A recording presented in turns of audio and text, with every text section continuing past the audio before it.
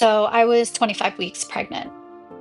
My husband had got me a blanket as a gift for like my first Mother's Day.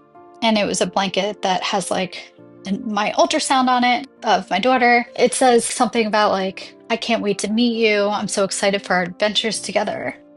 I feel like my life was like flashing before my eyes at that time because I was just like, I read the word cancer.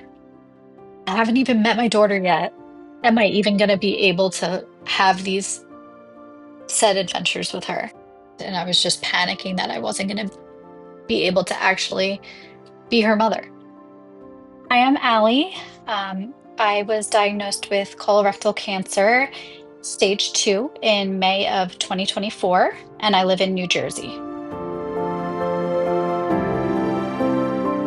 In the summer of 2023, me and my husband went to Italy, and we came back, and I just felt like really bloated.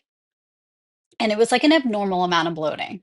And then it didn't go away. At first I thought, oh, it was just all the cured meats and pasta that we were eating in Italy.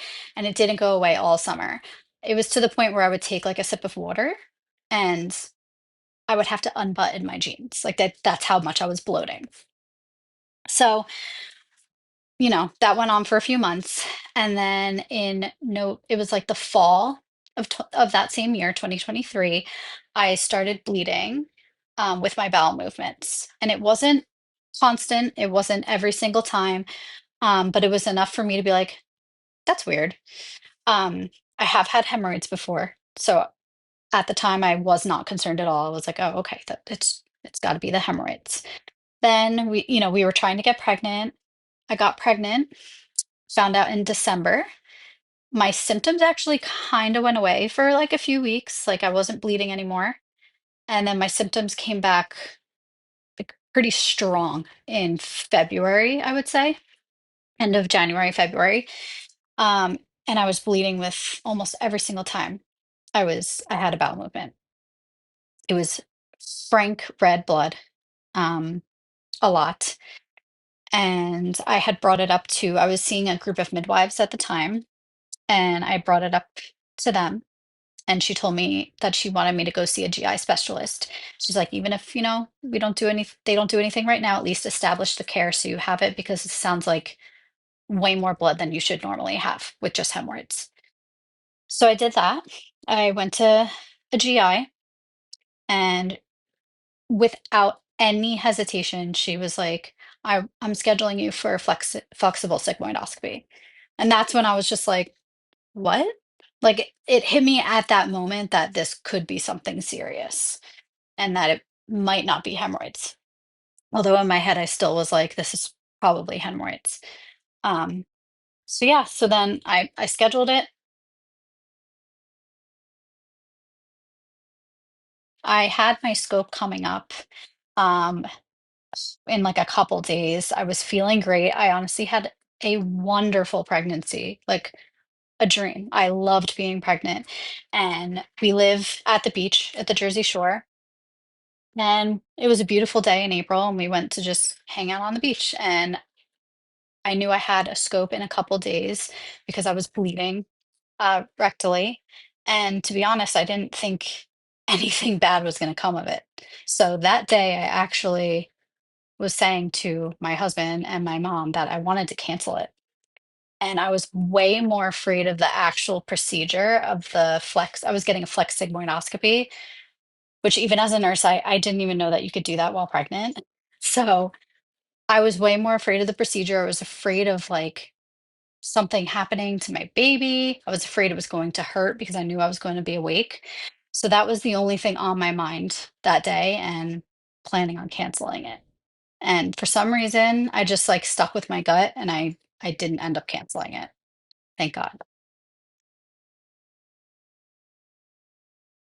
So I went to the hospital to get the procedure done. It was May 2nd. Um, Again, I wasn't really thinking about the results. I was just thinking about the actual procedure itself.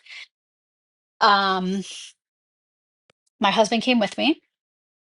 I was in the pre-op room, just getting an IV, just getting checked. They had to monitor, do fetal monitoring the entire time, just to make sure that, the baby was okay. And they had an L&D nurse come down to monitor.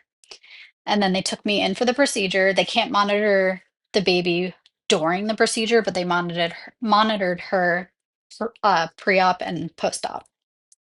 So then I went in for the procedure. It was very quick. It was probably like, I don't even know, like 15 minutes tops. And he told me while I was still lying on the table at the very end that he found the source of the bleeding. And I could just tell the tone of his voice wasn't, oh, it's hemorrhoids. I could tell it was something bad. So he told me he found a mass in my rectum, and I feel like I just blacked out, honestly. Um, the nurse that was taking care of me was holding my hand, and I actually used to work with her in the ICU that I started in as a nurse. So that was like very comforting in that moment, since they don't let your significant other in the room with you. So they wheeled me back. I started crying, and then my husband was there. They brought me to the recovery room, and kind of right away just started talking about the fact that they didn't say that it was definitely cancer, obviously, because they had to biopsy it. So he did biopsy it. He did tell me kind of brutally, honestly, that he thinks it is. And I could just tell by his tone that he knew it was.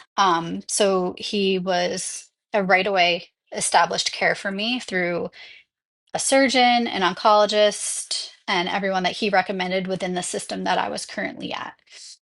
They also brought down my midwife because they were in the hospital's rounding. They brought her down. And then she brought down a high risk doctor that she recommended because I couldn't see the midwives anymore because I was now considered a high risk pregnancy. So I met my new high risk OBGYN. She was incredible. So I was 25 weeks pregnant. There was a lot of crying and hugging. And then as me and my husband were leaving, I called my parents, and they drove up right away. And again, even though it wasn't confirmed cancer at that time, I knew it was.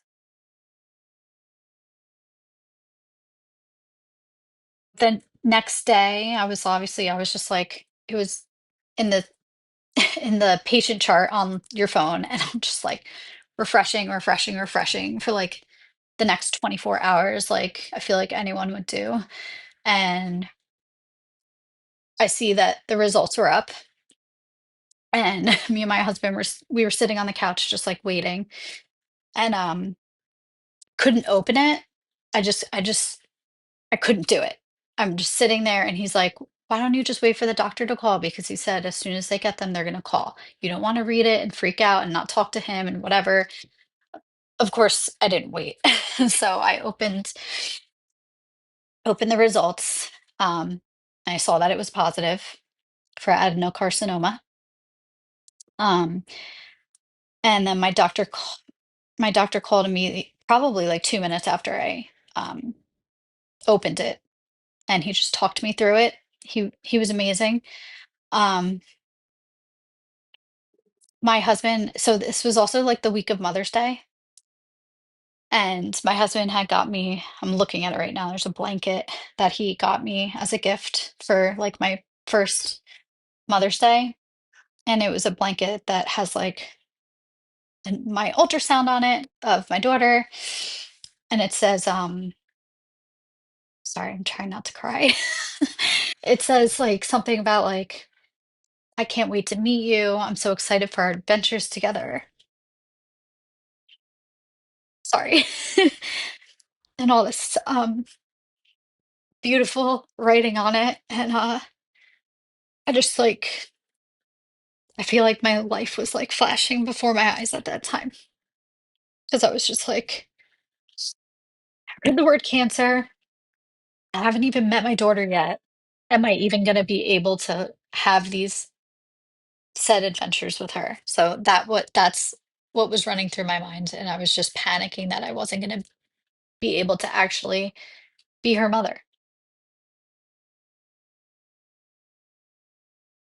I looked outside of where they recommended with the system that I was in because I wanted to go to like the best care that I could possibly get. I was 32, I was pregnant, I wanted to tackle this in the best way. So I did go to New York City. I went to Memorial Sloan Kettering, who are amazing. And I was very confused at the time because I know Memorial Sloan doesn't have like an OBGYN, and I wasn't sure how they wanted to tackle this on that end. The fact that I was pregnant as well. So what ended up happening was I saw the doctors that they recommended. I decided not to go that route. The one wanted to do surgery on me while I was pregnant, and I just was not, it didn't sit well with me. So that's why I got a second opinion at MSK. Went to MSK, absolutely loved them. My doctor made me feel so comfortable. She told me that we can absolutely keep the OBGYN that I'm using, that I did not have to seek anyone else because they're going to coordinate with each other and figure out the best route to go, um, which was to wait to treat my cancer, but also deliver my baby early, but not too early where it's not beneficial to her. So they had come to an agreement that waiting till I was 35 weeks pregnant was going to be the most ideal.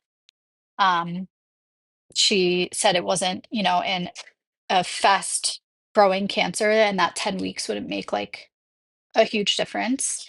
So waited the 10 weeks and then we scheduled the C-section for 35 weeks. I was panicking. I didn't like the idea knowing that I had cancer in my body and waiting 10 weeks. I felt like it was like I was kind of like stuck. It was like, okay, I want to do what's best for my daughter. So we cannot deliver her right now. Also, I know that they can give chemo while pregnant. But my doctor felt like I was far enough along where we didn't need to do that.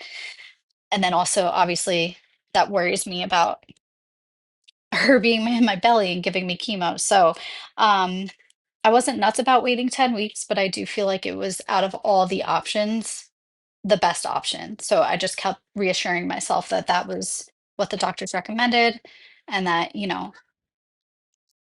we'll get to it as soon as she's out. So it was July 8th, 2024.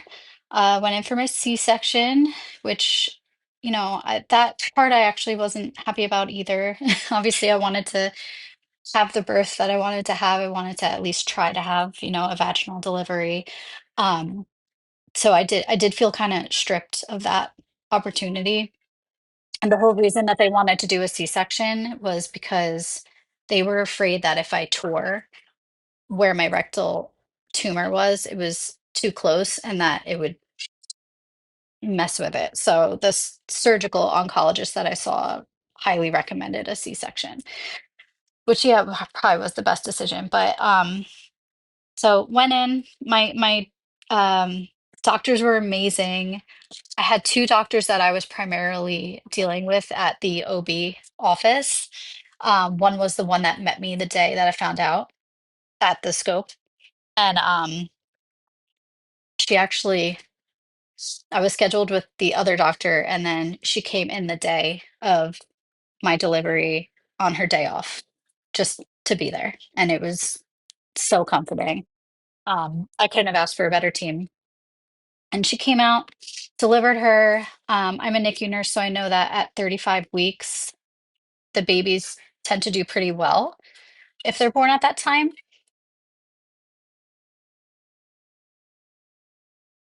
I just knew I wanted multiple kids.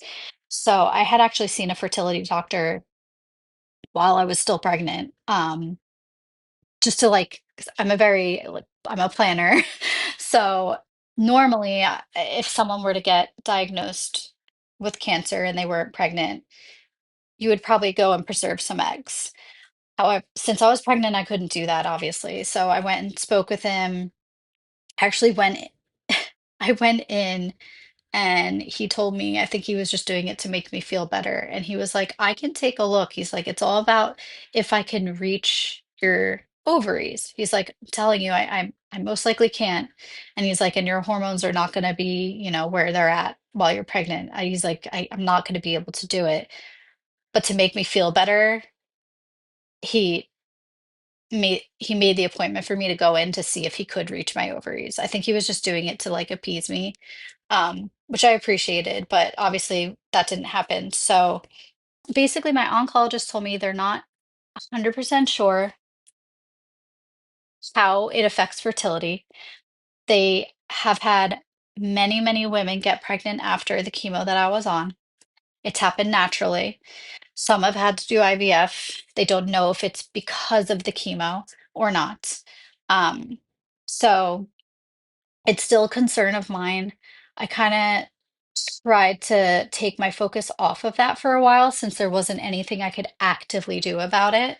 Um, and even after I had delivered her, I asked how long it would take if I would be able to preserve some eggs. And she said, the fertility doctor told me it would take at least 2 months for my uterus to shrink back down and for the hormones to be where they're at in order to retrieve eggs.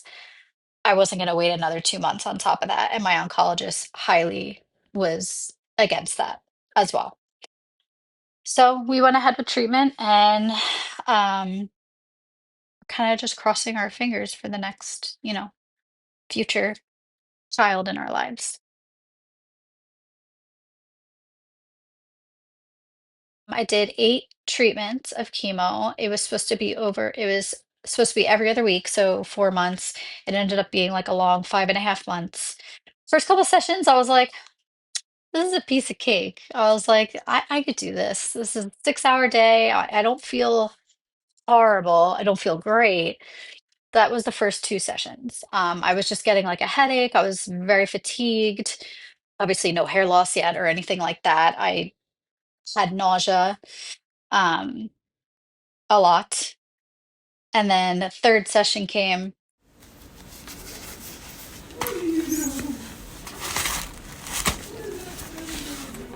and the fourth, and it got harder and harder.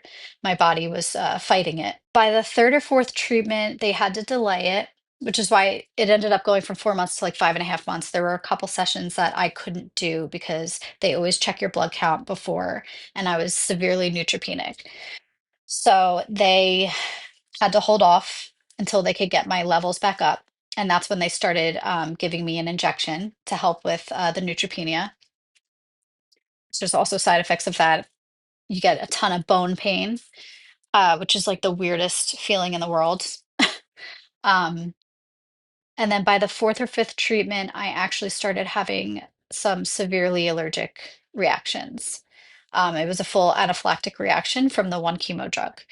And they basically told me it was kind of early for me to have those. And usually it's not till like the last treatment that it happens to people.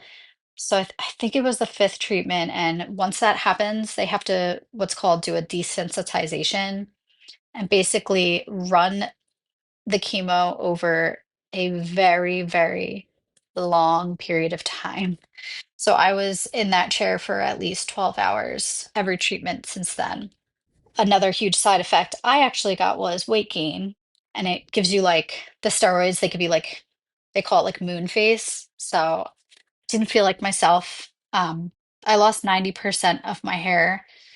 I couldn't make the move and shave it. People are so brave. I kind of just kept what was there and just threw it on top of my head and put headbands on like this because now my hair's growing in all crazy right now.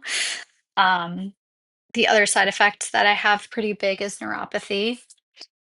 Still dealing with that. It's almost 100% better now. I had it in my hands during treatment. It went away when I stopped, but it stayed in my feet. So, the worst of it is when I wake up in the morning, it hurts to walk. I would limp. I would get more numbness and weakness. with the neuropathy and less of like the burning. Some people get like that burning sensation. I didn't really get that. It was my first time being a mother. So I really leaned on my support system, which was, my whole family, my husband's family, and my friends that I were in contact with. Um, the thing that I did the most to create some sense of normalcy was just went on walks. I went on, we live right by the beach. It's beautiful here. I just felt like when I would go out for a walk, get some fresh air, everything felt, that's like my happy place too. Everything just felt better. I didn't 100% limit myself to everything. I still went to social events. I did everything that I still could do that a new mom would do. I would take her to music classes. I would, you know, and this would all be obviously when I was feeling okay. The week, it would usually be like the week I was off chemo. And then the week that I was on chemo, I would give myself time to rest and just kind of, sit at home with her and have my mom over, have my sister over. So I think it was very important for me to still live like basically a normal life. My last chemo day was December. It was right before Christmas. I was so happy that that was a rough day in itself. But my friend actually works where I was getting treatment, and she set up the whole room, decorated the whole room for me. Her and my mom did it. It was so cute. So it was a great day. And then a couple months before that, I had a follow-up scope just to kind of see what the tumor looked like. And that was in October. And at that time, it had shrunk down to almost nothing. So I felt very, very positive about these last remaining treatments and that they were going to just, I was feeling very good about it. So obviously, I was nervous though. December finished chemo, and then January, the first week of January was January 2nd. I had my follow-up scope to see if the tumor was still there. And I went up to New York. My husband stayed home with my daughter, and I brought my parents to New York. We went to go see the tree. It was a nice little day. And then we found out right then and there that it was gone. And it was the most relieving feeling in the entire world. Um, Again, they couldn't 100% confirm it at the time because he still had to biopsy what looked like maybe would still be there, but he basically told me, he's like, this is scar tissue. I'm almost sure of it. I just have to biopsy it to biopsy it. And then I got the results the next day, and I was in remission. And it was like the best feeling ever. Felt over the moon.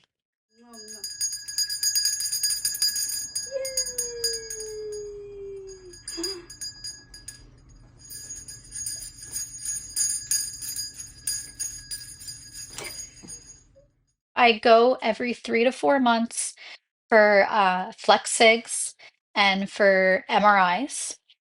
I had follow up in April for both. I had an MRI and a scope. Everything was good. And then every annually, I have to get a full colonoscopy. So I did just get that in June, at the end of June, and everything looked great. So actually, my MRI is in a week from today. And then I get a scope following that as well. So it's, yeah, every 3 to 4 months, they just watch me very, very closely. They call it, wait and watch. And so far, so good. Obviously, I get so much anxiety with those, but I feel like staying positive has helped me so much this whole journey. So I was a night shift nurse. I always knew it was bad for you working nights. However, now I'm like, I won't ever risk doing that again. My doctor agrees. That's why when I go back to work, I'm going to day shift. She said it is detrimental to your health. Your hormones, everything. So I feel like I've had to shift my whole mindset in to like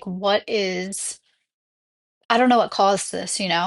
So I have changed a lot of aspects of my life. I've made so many changes in my home of things that I put on my body daily. I do toxin free. I use those apps and I scan everything to make sure there's nothing harmful in the products. Um, the cookware that we use, we changed all that out. I changed all my cleaning supplies. I changed my body wash, everything. And now I'm also super vigilant about what I give my daughter as well. I'll always stay positive because it's so much easier said than done. But I swear, like the fact that I stayed so positive is what got me through it. I also know that it's my daughter who got me through it because I truly believe if I was diagnosed and I didn't have her, if like I wasn't pregnant, I would not have handled it as well as I did. So for anyone that is going through this, that's a new mom, especially that I can relate to, just know that you can do it for your kids. And your kids are everything. And my daughters and my husband are what got me through it. Listen to your body, do things that make you feel as normal as you can. Again, that's what got me through it. Everything for your kids, if you have kids, and if you don't, then whoever that most important person is in your life and yourself, do it for yourself. So there's always hope. And I have a friend who she was diagnosed at the same time. I actually met her over social media and she was stage 4, the same cancer that I was. And you know, late stage cancers, everyone hears stage 4 and they like freak out. Like it's not a death sentence anymore. Our medicine and research is so far along now that there's so much hope for everyone with these diagnoses.